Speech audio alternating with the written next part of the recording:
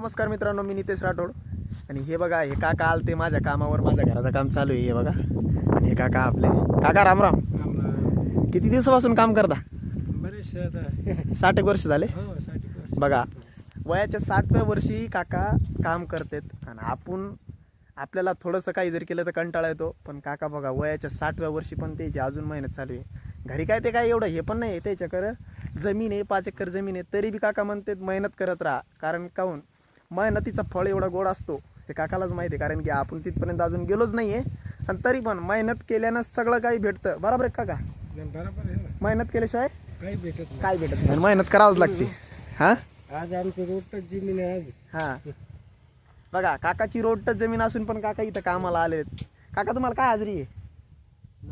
900 रुपये हाजरी आहे. बघा, मेहनत करत राहा, दुसरं काय नाही. घरी बसून काय आहे? हां, कामाशिवाय पर्याय नाही. पण आत्ताच्या पोराला कळत नाही. माझं तेच म्हणणं आहे, मेहनत करा रे मित्रांनो.